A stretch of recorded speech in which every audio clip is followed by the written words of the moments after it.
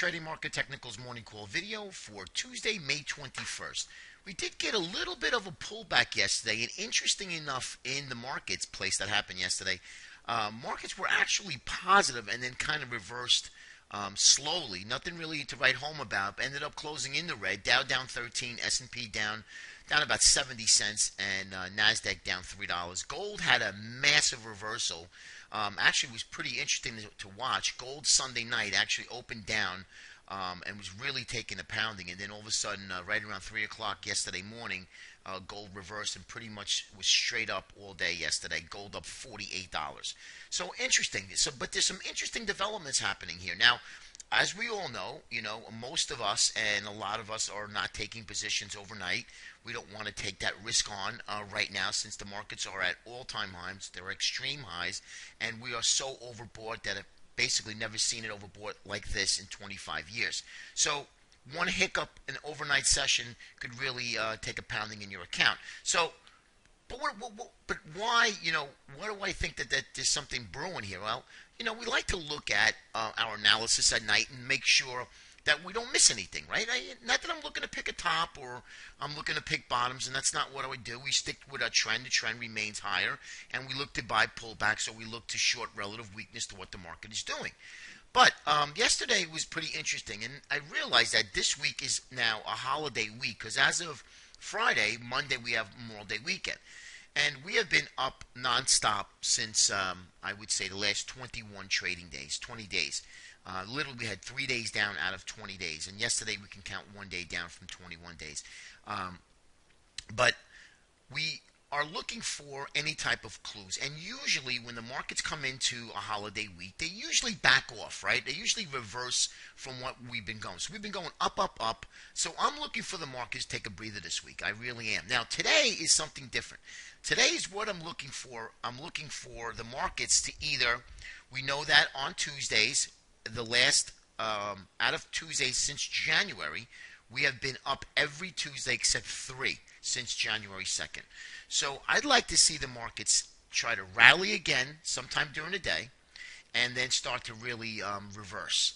And if that happens, then I think that you can actually put on some short trades for the week, to the end of the week anyway, at least to say, because of the fact that we do have a little bit of a holiday weekend. A lot of the big players, they do go away for the weekend, and they leave their tier 2, tier 3 traders to manage their portfolio. And usually what that means is that they do nothing. They basically just watch and monitor in case something catastrophic should happen. Somebody's there to reduce exposure. That's really it, guys. They've been doing this for a long time. So I'm looking for the market to see if they're going to pull back. I wouldn't advocate any kind of short position today. I want to see how the market reacts. And then even for more of a day trade even, you could short probably pretty much the market every day if the market were to sell off. This is all hypothetical now. Remember, we haven't had this, we haven't had a sell-off yet. Market's only down 13, and we're down ever so slightly in the pre-market while I'm recording this. So let's just keep an eye on that possible weakness going into either late late this afternoon, maybe 1-2 o'clock, or starting tomorrow on Wednesday. So we'll see. Doesn't always happen. Markets don't always reverse on a holiday week, but it's something to keep an eye on and something to really think about in the back of your head. Okay, so let's get right into the charts. I'm not going to get through a lot of, again, we all know, excuse me, that the indicators are all way, way overbought. But I just want to show you the NYMO, which I didn't bring up the last few days, that we're right in the middle. So that means that we have now have plenty of room to run either to the upside or plenty of room to run back to the downside. So we're not overbought in the NYMO. So we can run higher, or we can sell off easily in the NYMO. And really, the NYMO's acting pretty weird pretty much the 4 or 5 months that we've been into the new year. Really hasn't done much other than this little bit of a pullback up in here. So it's pretty interesting to see. Now, take a look at the emerging markets, China. Now, China did bounce, but still is way, way off their highs. And the markets, as you can see, relative to the S&P, is really lagging. And this is something that's a big concern, and I think will take effect in the longer term and probably the latter part of 2013. When you see, I always say that China is the canary in the coal mine, and I still believe in that.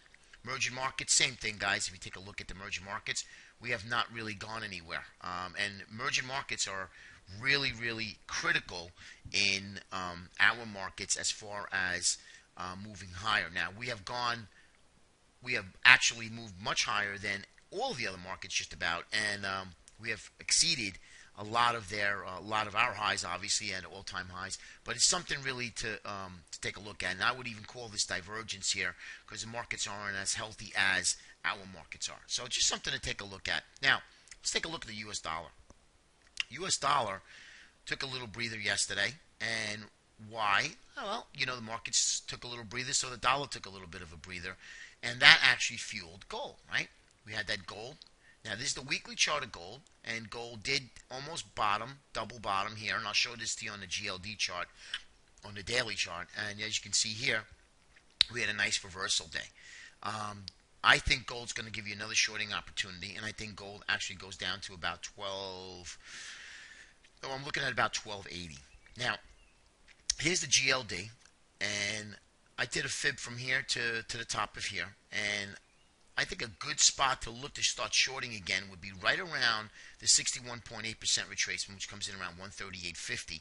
That coincides nicely with the 20-day moving average on the daily chart. And you take the bigger fib from the top to bottom, the 23% comes in right around the 140. Now, that's not the greatest in a bigger picture in fibs. Usually like this short to 50, 61, and even to 76. But in a bigger move here, this would coincide nicely with the 76% in this little area here.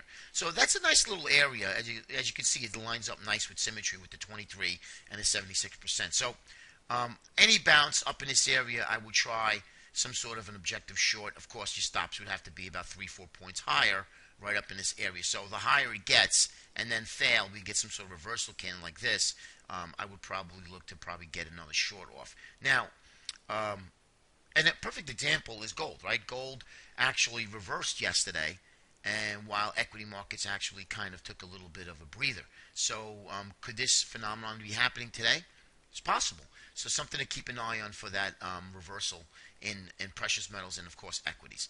And I'm going to run through these charts. Really not much here, but as you can see here, we did have close at the highs, closed on Friday's highs. So we had a little bit of a doji. So a little indecision. Was extremely overbought here. Again, no volume. Very quiet yesterday. Very, very quiet. 30-minute chart in the spiders, as you can see here. Now we're pinching again. So let's see if we get some sort of a move. It doesn't tell you what direction, but we're pinching. Energy's building. So that should really put us at least on alert for another move in one direction. Obviously, we don't know which way, but we could go higher, we could go lower. So, but it's telling us that be ready for the move. Here's the IWMs. IWMs a little stronger than the S&P yesterday, but again, just kind of chugging along. Remember, and I've mentioned this many times, when you see these little candles just kind of chugging along, no volatility, you're going to get one or two of these big engulfing reds, and it's going to wipe out the rest of the month, like it did here. We wiped out about 5 days here, and then we wiped out a good part of February. Same thing here. You had that little up and then sideways, and then we wiped it all down. We took out all of March, and then all of April again. In 1 or 2 big days. So, and now that we're at all-time highs, it wouldn't surprise me to get several large engulfing red candles lower, because of the fact is that we're moving on nothing, just literally just air. So something really to take note of for those of you who are holding positions. Transportation sector, weaker out of all of us, and this is our leader here. Weaker than all of the other 5 indices that we follow. So we're breaking down. We just kind of close at Friday's low. Let's see where this starts to take us. If we start to break the 8, then I think we're going to at least navigate back to the 112 area. Diamonds, Doji Star, really, Doji Candle, pretty much in the indecision here. Really not much of anything.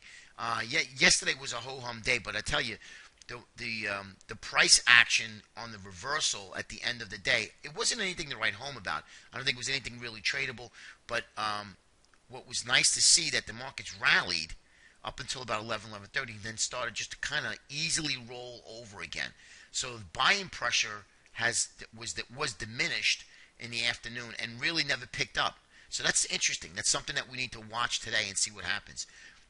And we have Goldman Sachs couldn't break out. We did get high. We did get higher on Friday, but we tried to break out but didn't break out. And again, this is way overextended.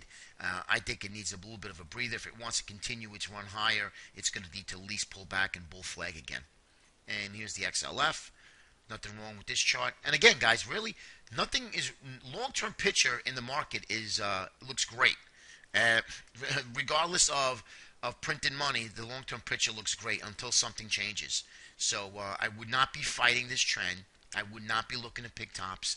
It's just not good, and it's not a professional way of trading. Excuse me. All right, Apple.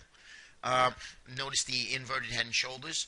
I put a projection target from the low here to the neckline. Comes out to a projection target of 555. Is it going to happen?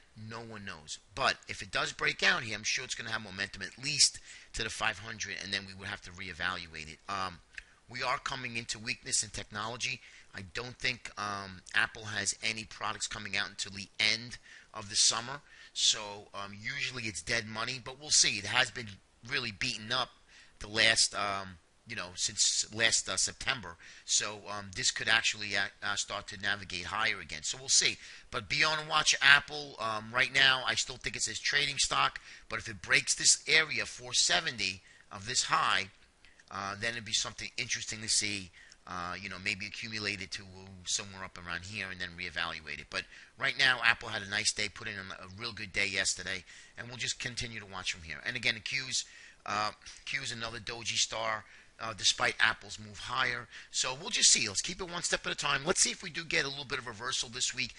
Again, on Tuesday, we had only 3 days down since the beginning of the year. Let's see if we get another reversal. If we get another reversal this afternoon, then I would think that we can actually start looking and leaning on some shorts going into Wednesday, Thursday, and Friday. But we'll see. Let price tell us where to go and how to trade. Okay? Have a great day, and we'll speak to you tomorrow. Take care.